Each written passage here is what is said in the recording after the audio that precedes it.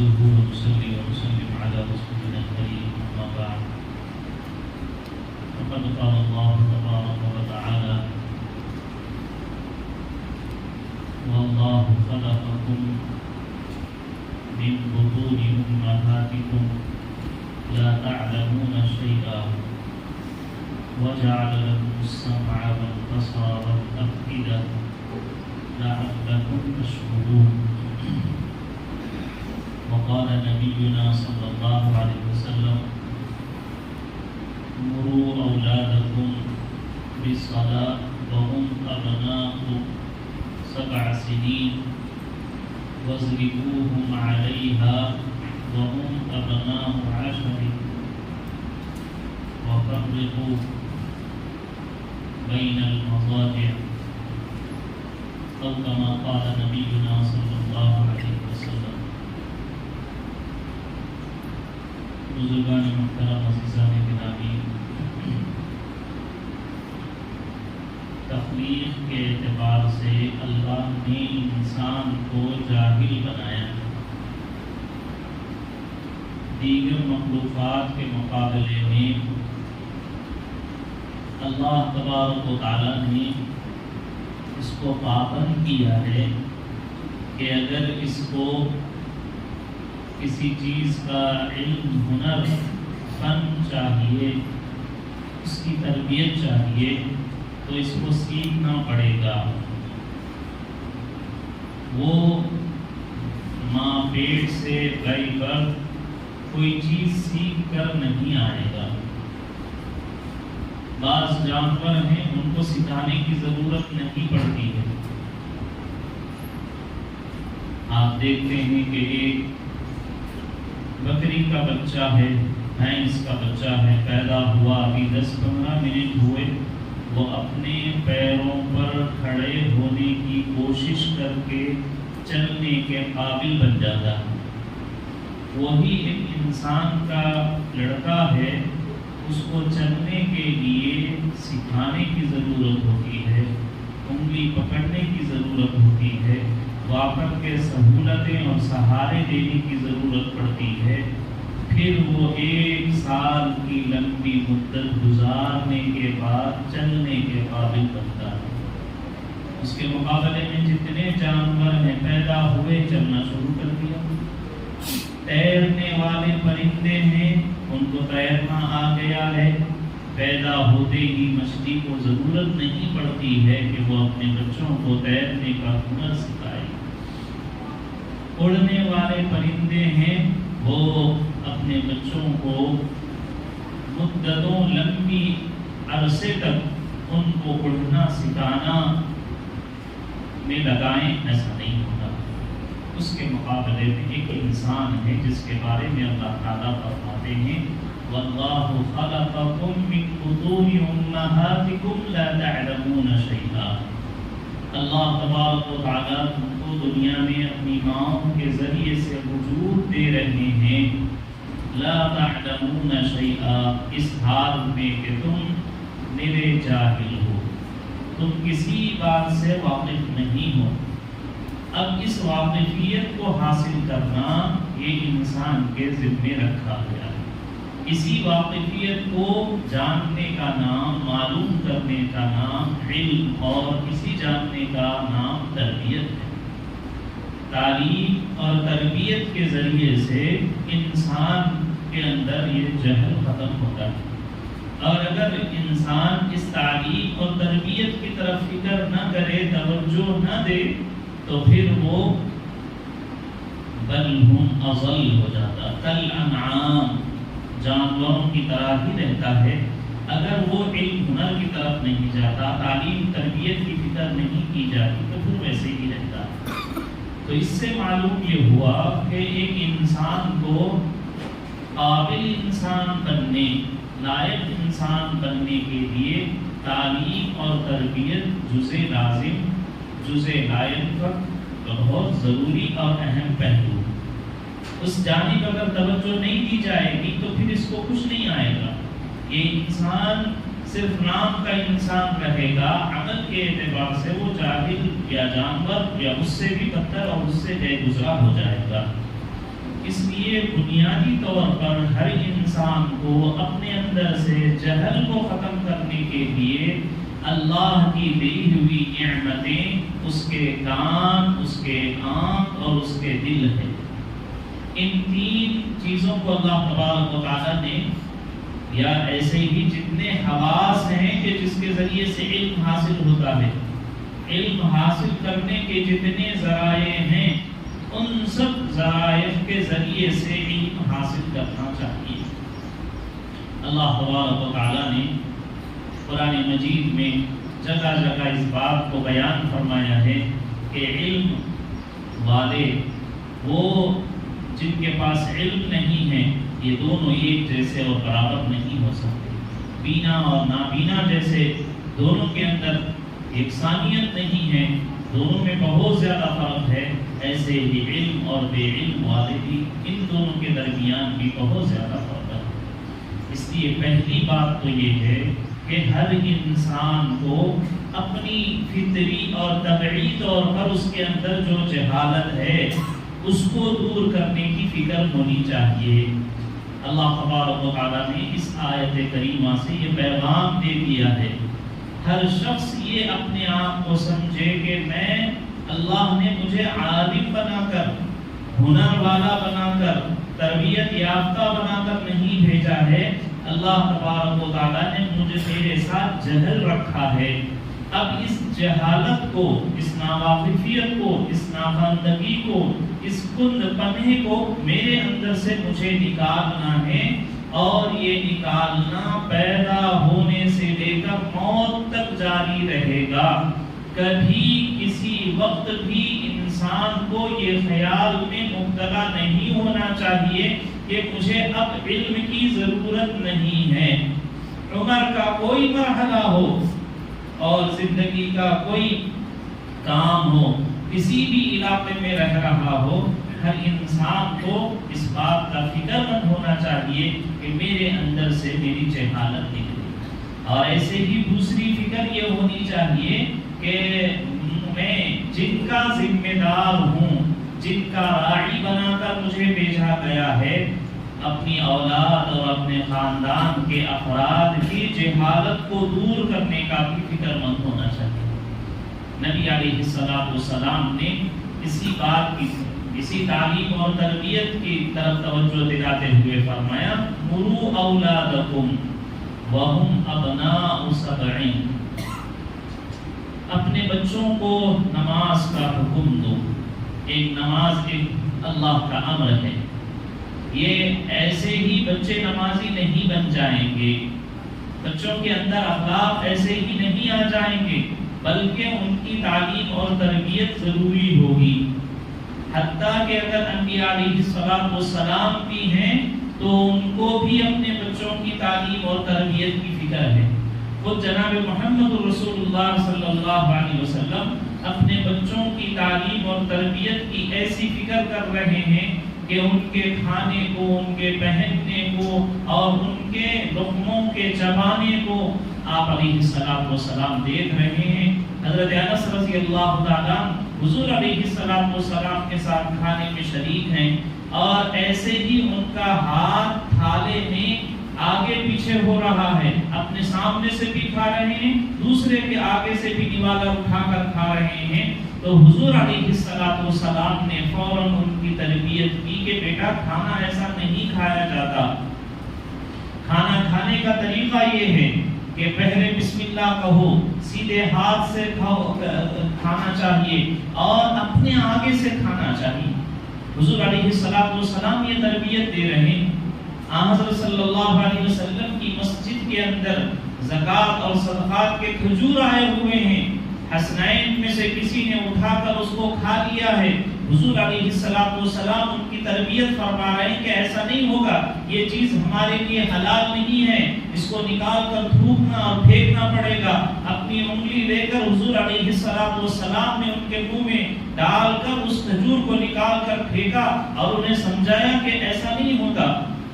حضرت انس رضی اللہ تعالیٰ کسی کام سے حضور کے باہر چلے گئے، اور بچوں کے ساتھ کھیلنے میں ان کا اتنا وقت ہو گیا کہ حضور علیہ السلام انتظار کرتے کرتے آپ خود اس کام کے کرنے کے لیے اٹھے تو دیکھا حضرت انس رضی اللہ تعالیٰ عنہ کو کہ وہ اپنے دوستوں کے ساتھ گپ شپ میں اور کھیل کود میں بیٹھے ہوئے ہیں۔ حضور علیہ السلام نے اس وقت ان کی تربیت فرمائی۔ حضرت عبداللہ ابن عباس رضی اللہ تعالیٰ حج کا موقع ہے اور سواری پر حضور علیہ السلام کے ساتھ حضرت عبداللہ بن عباس رضی اللہ تعالیٰ عنہ ہیں اور خواتین آ کر حضور علیہ السلام سے مسئلے معلوم کر رہی ہیں، اور حج میں عورتوں کو اپنا چہرہ کھلا رکھنا ہے، تو خواتین آ کر حضور علیہ السلام سے مسئلہ پوچھ رہی ہیں۔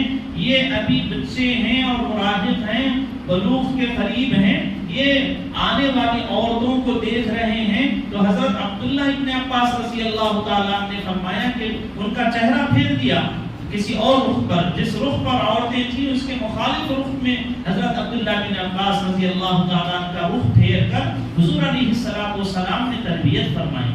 یہ تعلیم اور تربیت کے بغیر نہ ہماری اصلاح ہو سکتی ہے، نہ ہماری بچوں کی اور نہ ہماری نسلوں کی اصلاح ہو سکتی ہے۔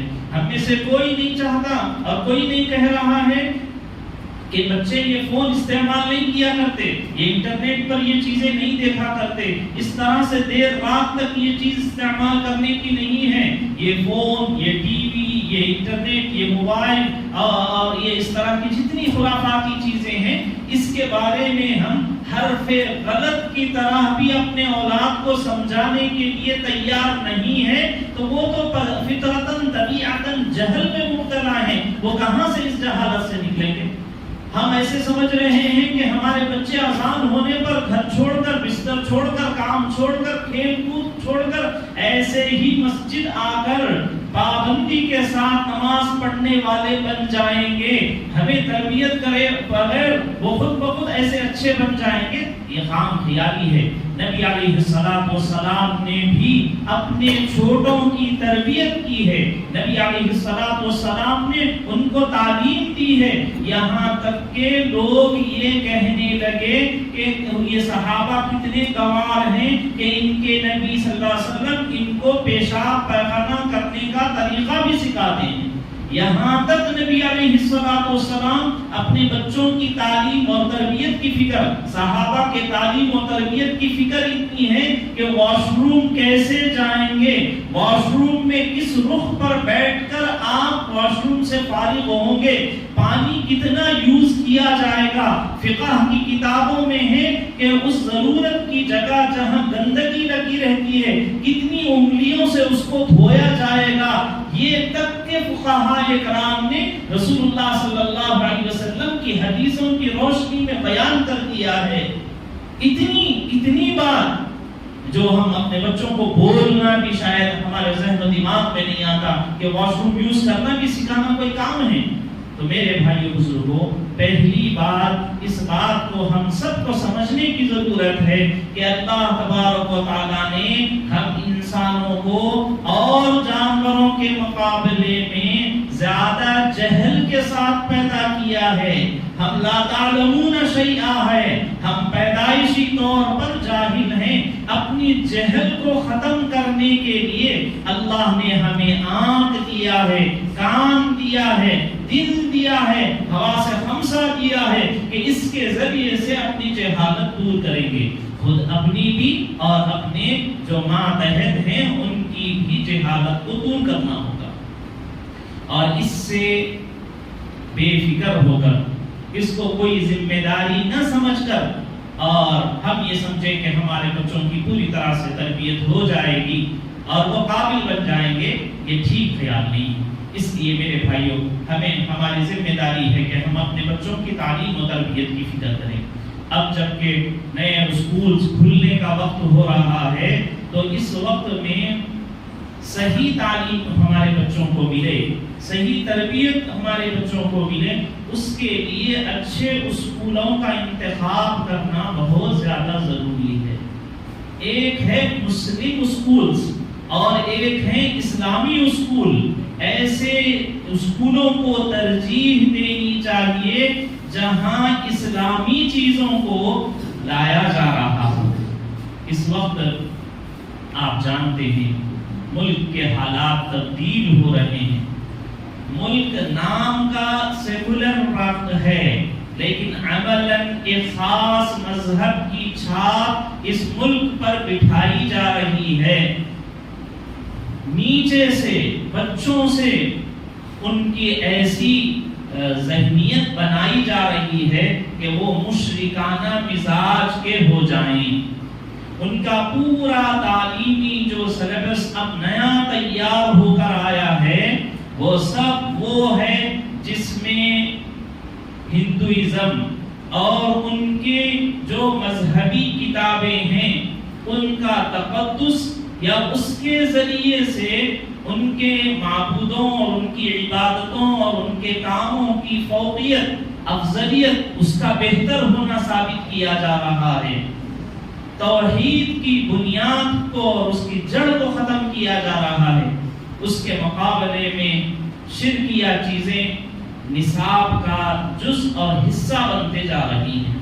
اب تک کے جو اسکولز تھے یا اس کا جو سلیبس تھا اس کا حال یہ تھا کہ اس میں دہریت تھی. اس میں یہ پریشانی تھی کہ اس کی تعلیم اور اس تربیت سے اور وہاں اپنا وقت گزار کر آنے والوں کا حال یہ تھا کہ وہ اللہ سے دور ہو جا رہے تھے یا معبود کا انکار کر رہے تھے, وہ اللہ کے منکر ہو رہے تھے. لیکن اب جو نیا ڈیزائن کیا گیا ہے, نیو ایجوکیشن پالیسی آئی ہوئی ہے, اس کا حال یہ ہے کہ اس میں خاص ایک مذہب کی حقانیت کو, سچائی کو, صداقت کو, اس کے صحیح ہونے کو ثابت کیا اور پڑھایا جا رہا ہے. یہاں سکھایا جائے گا کہ تم کو روزانہ سورج کی پوجا اور اس کی عبادت کرنا چاہیے. یہاں وندے ماترم پڑھنا چاہیے. یہاں پر آپ کو جو ایکٹیویٹیز بچوں کو دی جائے گی وہ یہ کہا جائے گا کہ آپ گنیش کی مورتی اتار کر آئیے. آپ کو یہ ایکٹیویٹیز دی جائے گی بچوں کو کہ آپ کے اطراف میں کتنی ایسی چیزیں ہیں جن کی عبادت کرنا چاہیے. جیسے درخت ہے اس کی بھی عبادت کرنا چاہیے, چوہا ہے اس کی بھی عبادت کرنی چاہیے, بندر ہے اس کی بھی عبادت کرنی چاہیے. ایسے ایک میں سینکڑوں چیزیں آ چکی ہیں, نافذ ہو چکی ہیں. تو ان سے مقابلہ کرنے کا, ان کے مقابلے میں توحید کو پلانے والے اسکولز کی ضرورت ہے. مسلمان اسکولوں, آج کل اسکولوں کا حال یہ ہو گیا ہے, اسکول کھول رہے ہیں لوگ لیکن ان کا یہ وہ ٹارگٹ کر رہے ہیں ہمارے اسکول میں حافظ بن جائیں گے, عالم بن جائیں گے. میرے بھائی وہ اسکولوں کا ٹارگٹ اور ان کا ہدف حافظ اور عالم بنانا نہیں ہے اور نہ ہونا چاہیے, نہ اس طرح سے ایڈورٹائز کرنے والی جگہوں پر اپنے بچوں کو بھیجنا چاہیے. ان کا ٹارگٹ ان کا اپنے سبجیکٹس ہیں, حفظ کے لیے, عالمیت کے لیے وہ مدرسے ہیں, وہی کام کریں گے, وہی کامیاب رہیں گے. آپ کا کام یہ نہیں ہے. اگر آپ اسلامی اسکول قائم کرنا چاہتے ہیں تو جہاں خرابیاں آ رہی ہیں, جو خرابیاں ہیں ان خرابیوں کے مقابلہ کرنا اور ان کا سدباب ہونا, اس کی رکاوٹ کی فکر اور کوشش ہونی چاہیے. وہ کہلائے گا کہ وہ اسلامی اسکول ہے. تو میرے بھائیوں, اب نئے طور پر اسکولوں کا آغاز ہے. ایسے وقت میں یہ پیغام, پہلی بات میں نے یہ دی ہے کہ اگر آپ تعلیم نہیں دیں گے, اللہ تعالیٰ نے کہا ہے کہ میں نے ان کو جاہل بنایا ہے, پھر آپ کی اور آپ کی نسلیں جاہل ہی رہیں گے. لا تعلمون شیئا, ایسا نہیں ہو سکتا کہ آپ ان کی تعلیم و تربیت کی فکر نہ کریں اور وہ تعلیم یافتہ ہو جائیں, تربیت یافتہ ہو جائیں, اچھے بن جائیں, قابل بن جائیں. کہ اللہ کہہ رہے کہ ایسا ہوگا ہی نہیں, تعلیم دینا پڑے گا. پھر تعلیم دینے کے لیے صحیح تعلیم گاہوں کا انتخاب کرنا بہت زیادہ وقت کی ضرورت ہے. آج جو نصاب ہیں اس میں ایک سب سے بڑی خرابی یہ پیدا کی جا رہی ہے کہ اسلام کے جو احکام ہیں اس کے اندر شک شبے پیدا کیے جا رہے ہیں. مثلا ایک بچے نے اپنے اسکول کی تعلیم مکمل کی, ملازمت کے لیے جب گیا ہو تو اس کا انٹرویو ہو رہا تھا, تو اس میں یہ کہا گیا کہ اچھا تم ماشاءاللہ یہ سب سبجیکٹ اچھے ہیں, آپ یہ تو بتاؤ کہ آپ کے مذہب میں یہ کیوں ہے کہ ایک عورت کو طلاق کا حق، مرد کو طلاق کا حق حاصل ہے اور عورت کو طلاق کا حق حاصل نہیں ہے؟ اور ایسے ہی ایک مرد وہ 4 نکاح کر سکتا ہے، عورت کیوں 4 نکاح نہیں کر سکتی ہے؟ تو باضابطہ یہ انٹرویو چھپا ہوا ہے کہ وہ مسلمان کینڈیڈیٹ اور وہ مسلمان اسٹوڈنٹ اور وہ ملازمت کا خواہش مند، اس نے یہ کہا کہ یہ باتیں تو ایسی ہیں کہ جس پہ اعتراض مجھے بھی ہے۔ تو وجہ کیا ہوئی؟ وجہ یہ ہوئی کہ جو اس کے دل میں اعتراض، ایک تو کچی عمر میں وہ اعتراض ان کے دل و دماغ میں ڈالا گیا، پھر اس کا کوئی صحیح جواب ان کو ملا ہی نہیں ہے، تو اب بچے اس غلط رخ پر جا رہے ہیں۔ تو یہ تعلیم گاہوں سے یہ نقصان ہو رہا ہے، اسلام کی بنیادی چیزوں وہ سمجھتے ہیں اور ان کو یہ سکھایا جا رہا ہے کہ اسلام جتنا پھیلا ہے وہ تلوار سے پھیلا ہے۔ تو بہت سارے لوگ سمجھتے ہیں کہ ہاں بھائی اسلام واقعی تلوار سے پھیلا ہے، کوئی کسی بادشاہ کا، کوئی کسی زمانے کا کوئی واقعہ سنا دیا جائے گا اور اس سے جوڑ کر یہ کہہ دیا جائے گا کہ اسلام پورا تلوار سے پھیلا ہے۔ یہ ہمارا نیا جنریشن یہ سمجھ رہا ہے کہ ہاں جب تک ہماری حکومتیں تھیں یا ہمارے ہاتھوں میں تلواریں تھیں یا ہم جنگ و جدال میں تھے اس وقت تک اسلام پھیل رہا تھا، اب ہمارے ہاتھوں سے حکومت چلی گئی تو اس وجہ سے اسلام نہیں پھیل رہا ہے۔ اسی کو بنیاد بنا کر اسلام کو دہشت گرد کہا جا رہا ہے، حالانکہ رسول اللہ صلی اللہ علیہ وسلم کی ہلکی سی تعریف کو جاننے والا بھی جانتا ہے کہ رسول اللہ صلی اللہ علیہ وسلم نے تلوار کے زور پر اسلام کو نہیں پھیلایا، آپ نے تو آپ کے اوپر تلوار اٹھانے والے کو آپ نے بخش دیا، معاف کر دیا۔ اس نے تلوار اٹھایا، مارنے کی کوشش کی اور پوچھا کہ بتاؤ من یمنعک منی یا محمد، آج میرے ہاتھ میں تلوار ہے، آپ تہی دست خالی ہاتھ ہیں، اب بتاؤ کون آپ کو بچائے گا؟ حضور علیہ السلام نے اللہ کہا، اس کے ہاتھ سے تلوار گری، حضور ہاتھ میں تلوار لیے۔ اب آپ چاہتے تو یہ کہتے کہ یا تو اسلام قبول کر، اسلام قبول کرے گا تو میں بخشوں گا ورنہ اس تلوار سے تیرا کام پورا کروں گا۔ یہ نبی علیہ السلام نے نہیں کیا بلکہ اس کا اسلام بخش دیا۔ کتنے واقعات ہیں، مکہ فتح ہوا ہے، لوگ گھبرائے ہوئے ہیں، آپ اعلان کر سکتے تھے کہ جتنے لوگ لا الہ الا اللہ پڑھ لیں گے آج ان سب کو معاف بھی ہو جائے گی، ان کی گردن زنی نہیں ہوگی، ان سے جنگ و جدال لڑائی نہیں ہوگی۔ آپ نے یہ اعلان نہیں کیا کہ اسلام میں آ جاؤ تو تم کو بخشش ملے گی، معافی ملے گی۔ آپ علیہ السلام نے فرمایا میں تو وہی کہوں گا جو یوسف علیہ السلام نے اپنے بھائیوں سے کہا تھا، لا تثریب علیکم اليوم، آج تم سے کوئی بات پوچھ نہیں ہوگی، کوئی پوچھا نہیں جائے گا، سب کو میں معاف کر رہا ہوں، جس کا جی چاہے اسلام قبول کرے، جس کا جی چاہے اسلام نہ قبول کرے۔ لا اکراہ فی الدین، اسلام قبول کرنے کے لیے کسی طرح کی کوئی زور زبردستی نہیں ہے، لیکن معلوم نہ ہونے کی وجہ سے اور ان تعلیم گاہوں پر ایسے لوگ تعلیم دے رہے ہیں جو اسلام مخالفت اور اسلام کی پکی نفرت اور دشمنی رکھنے والے ہیں، تو وہ یہ دل و دماغ میں بٹھا رہے ہیں۔ ان کو نہیں، ہمارے بچوں کو نہیں معلوم ہے، وہ سمجھ رہے ہیں کہ طلاق کا حق صرف مرد کو حاصل ہے، عورتوں کو بھی خلے کا حق حاصل رہتا ہے۔ روئے زمین پر کوئی مذہب ایسا نہیں ہے جس مذہب میں یہ بتایا گیا ہو کہ نکاح کے بعد نکلنے کا ایمرجنسی راستہ ایگزٹ بھی ہے، کوئی اور مذہب نہیں ہے۔ سب جگہ یہی ہے کہ اب ہو گیا بس، اب لڑتے جھگڑتے مارتے توڑتے دوسروں کے حقوق ضائع کرتے ہوئے یا اپنے کوئی اور افیئر رکھ کر زندگی گزار لو، لیکن اسی کے ساتھ جڑ کے رہنا چاہیے۔ اس کے مقابلے میں قرآن شریف نے کہا کہ نہیں، ایسا ہے کہ یہ ایک معاملہ ہے، اگر ضرورت ہو رہی ہے تو لڑکے کو، مرد کو بھی نکلنے کی آزادی ہے، عورت کو بھی ہے، اور اگر دونوں میں سے کوئی ایک ضد پر آ جاتا ہے تو فسخ پہ نکاح بھی ہے۔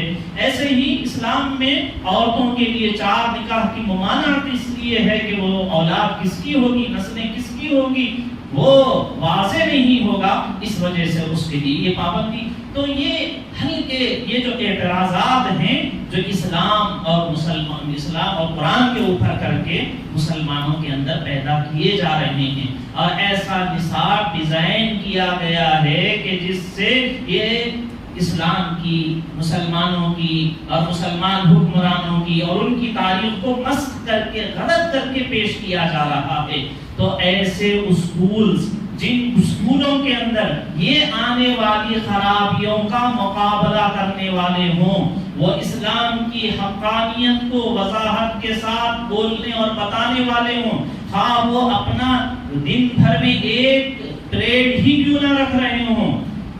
اسلامی اسکول کا ہرگز یہ مطلب نہیں ہے کہ وہ وہاں اسکول میں حفظ کرا رہے ہوں، ناظرہ پڑھا رہے ہوں، وہاں پر عالم بنا رہے ہوں۔ نہیں، وہاں پر یہ خرابیاں پیدا جو ہو گئی ہیں یا نصابوں کے ذریعے سے آ رہی ہیں، ان کے کا سد پاک ہو، ان کو ختم کیا جائے۔ اس کے مقابلے میں جو حق اور سچ ہے، صحیح ان کی تعلیم اور ان کی صحیح تربیت ہو، اس کی فکر ہونا چاہیے۔